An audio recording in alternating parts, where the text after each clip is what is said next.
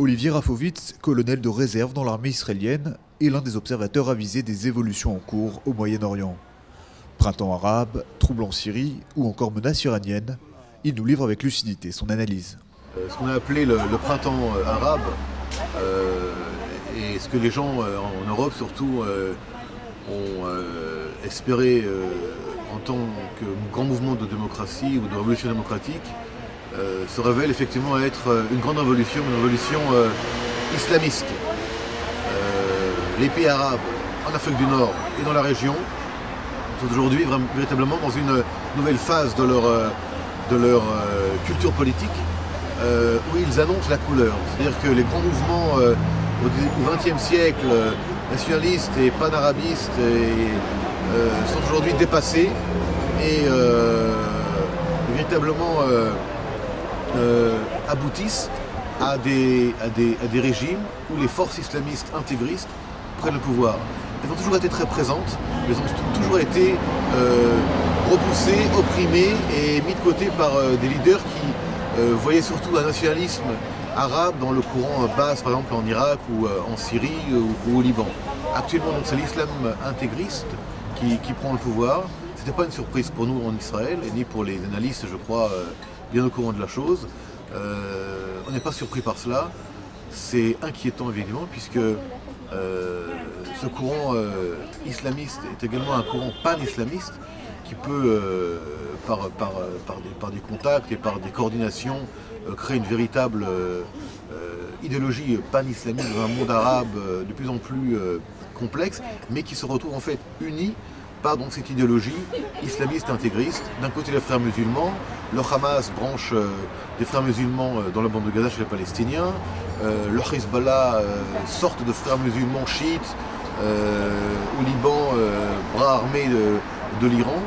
Effectivement, il y a encore des éléments locaux qui font que chaque pays a ses propres caractéristiques, mais pour l'Occident et pour Israël, c'est inquiétant. Par contre, il faut également dire que cette énorme révolution qui est encore en train de bouillir dans ce monde arabe a également des éléments entre guillemets positifs. Par exemple, il y a une profonde instabilité. Qui fait que les pays arabes sont occupés avec eux-mêmes.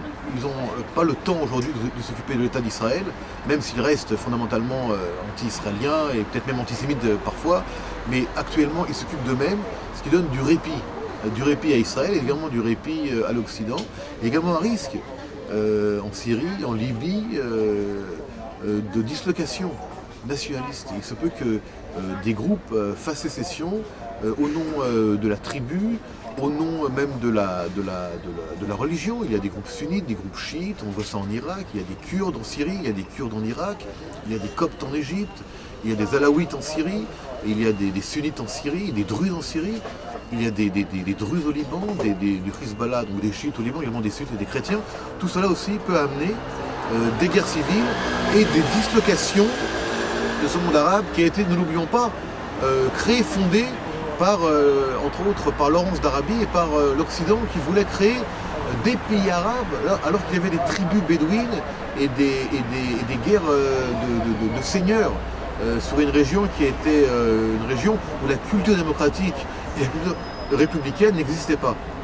Donc tout cela aujourd'hui crée un énorme chaos. Le problème, ou un des problèmes, c'est que ce chaos est accompagné de mouvements armés. Il y a beaucoup d'armes, beaucoup d'argent dans ce monde arabe en pleine effervescence. Donc il y a danger parce que le plus fort, le plus intelligent, le plus machiavélique prendra le pouvoir. Est-ce que l'Iran sera le pays qui gouvernera ce mouvement? Est-ce que la Turquie, qui aujourd'hui se réveille, sera le pays qui prendra le mouvement par le haut et coordonnera tous ces mouvements islamistes sunnites? Est-ce qu'il y aura une guerre entre l'Iran et la Turquie par l'intermédiaire des mouvements sunnites, des mouvements chiites, les frères musulmans d'un côté et le Hezbollah de l'autre? Je crois que c'est un élément aujourd'hui nouveau où l'Égypte, d'après Moubarak, l'Iran et la Turquie vont se disputer, peut-être même se battre ce nouveau Moyen-Orient et ce nouveau monde arabe, ce nouveau monde islamique qui est en train de se réorganiser. Pour Israël, encore une fois, je pense que c'était un timing à la fois inquiétant, mais également qui peut donner aussi, encore une fois, je dis, un certain répit. Je ne crois pas que les États seront capables de lancer des guerres conventionnelles contre l'État d'Israël, mais je pense que nous allons avoir à faire face à une vague de terrorisme et de groupes armés, plus ou moins organisés, qui vont sortir de ces pays-là en dislocation et qui, au nom d'un djihad ici, ou d'une idéologie iranienne de là, ou Hezbollah de là, vont lancer des attaques contre Israël. La Syrie est un pays charnière au Moyen-Orient, un pays avec une armée très puissante. Bachar el-Assad va tomber, ça va prendre 1 mois, 6 mois, il n'a aucune chance de rester au pouvoir. Il peut encore choisir de partir, de trouver un pays qui lui donnera un asile, mais s'il continue dans le sens actuel, il finira comme Muammar Kadhafi. Maintenant, la Turquie a encore une fois des vues d'influence sur la Syrie, également pour montrer à tout le monde arabe que c'est peut-être aujourd'hui le nouveau pays qui va dominer la politique internationale du monde arabe et du monde musulman. Face à une Iran qui va essayer, elle, de favoriser le Hezbollah comme élément important d'implication dans la Syrie. Donc on a affaire d'un côté aux frères musulmans anti-Bachar el-Assad, qui, comme vous l'avez dit, ont été massacrés, entre autres, dans les années 80, là, dans la ville de Hama par le père, par Hafez el-Assad. Il y avait, je crois, à l'époque 30 ou 40 000 morts dans la ville de Hama.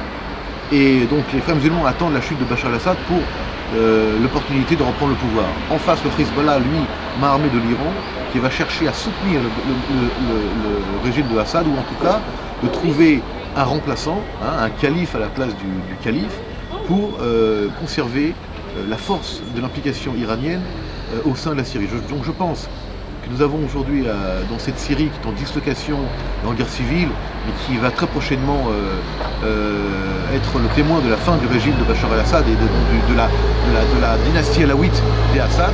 Je pense que nous allons avoir à faire face à pratiquement un duel entre la Turquie au nord, qui peut-être prépare une incursion, une intervention militaire pour montrer sa force avec le soutien caché ou pas de l'OTAN.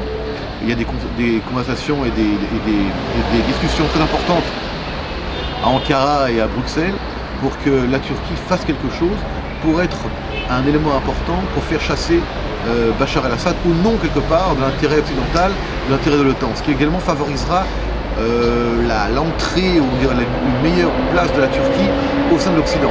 Et en face, l'Iran, qui elle soutient des éléments de Hezbollah et peut-être d'autres éléments que nous ne connaissons pas encore actuels, difficilement identifiables, qui vont, ces éléments-là, par exemple, qui vont essayer de soutenir Assad et deuxièmement de trouver un remplaçant à Assad qui les soutient à eux. Les derniers exercices militaires qui ont eu lieu en Syrie il y a quelques jours, où on a vu d'ailleurs, je crois, le tir d'un missile Scud, est un élément, entre guillemets, de la part d'Assad pour prouver qu'il est toujours maître de l'armée et qu'il a toujours cette force de frappe dissuasive au cas où il y aurait une intervention militaire de l'extérieur. Mais encore une fois, on a affaire ici à un jeu, et je pense que Bachar el-Assad, évidemment pratiquement acculé au mur, ne sera pas capable de créer une diversion, même une guerre, pour apaiser les tensions et la guerre civile qui a lieu actuellement. Il ne pourra pas rester au pouvoir. L'État d'Israël est un État démocratique avec un gouvernement élu, des commissions qui inspectent et qui vérifient à chaque fois l'état des lieux. L'élément de surprise et le raté de la guerre de Kippour ne se répétera pas. Israël a une armée extrêmement forte. Nous sommes aujourd'hui une puissance militaire régionale. Nous ne devons pas le dire tous les jours ni le montrer à chaque opportunité, mais il est clair que nous sommes capables d'assurer dans les pires scénarios des affrontements sur plusieurs fronts et surtout de frapper avant qu'on soit ici frappé. Israël n'a pas le droit à l'erreur. L'armée d'Israël est une armée qui apprend de ses erreurs et qui rétablit ensuite des nouvelles conventions, des nouvelles manières d'agir pour ne pas répéter ces mêmes erreurs. Ceux qui pensent que nous ne sommes pas prêts, eh bien qu'ils le pensent. C'est peut-être bien d'ailleurs. L'effet de surprise est un élément important en Israël et il faut parfois ne pas trop montrer ses forces comme au poker pour gagner en fin de jeu. La force de Tzahal, la force d'Israël, c'est une capacité à s'adapter très rapidement à de nouvelles situations. Israël ne veut pas la guerre, mais Israël sera là pour se défendre s'il le faut et pour frapper s'il le faut, même sur différents fronts. D'ailleurs, nous voyons bien que même le Hezbollah, même les autres pays qui menacent depuis des années Israël, ne bougent pas parce qu'ils ont peur d'une réaction israélienne, ils ont peur d'une action israélienne préventive et ils savent que le prix sera très très lourd à payer pour eux. Du côté israélien, vous l'avez dit, des batteries pas en nombre suffisant. Vous savez, on n'est jamais assez préparé, on n'est jamais assez protégé. Il n'y a pas de protection hermétique totale à 100%. Mais je pense que nous pouvons aujourd'hui être en tout cas à la fois vigilants, mais aussi être rassurés sur l'état des lieux au niveau militaire et au niveau du renseignement, au niveau également des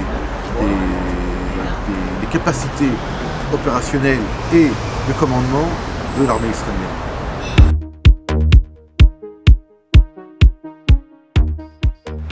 L'État d'Israël ne veut pas être le seul pays qui voit en une héros nucléaire un danger. D'ailleurs, aujourd'hui, la communauté internationale, les Britanniques, les Français, les Allemands, les Hollandais, les États-Unis bien sûr, même je crois les Russes commencent à comprendre qu'il n'est pas bon du tout qu'il y ait un Iran nucléaire avec un régime des mollahs. Le problème n'est pas le nucléaire, le problème ici est quel régime a la bombe atomique. La France a la bombe atomique, personne ne veut attaquer la France, parce qu'il y a un régime clairvoyant, il y a un régime rationnel, et un régime qui ne veut pas la guerre. Là on a affaire à un régime de fous de Dieu, qui au nom d'une idéologie nazie, nazie moderne, peu importe comment elle s'appelle, veut obtenir la bombe atomique.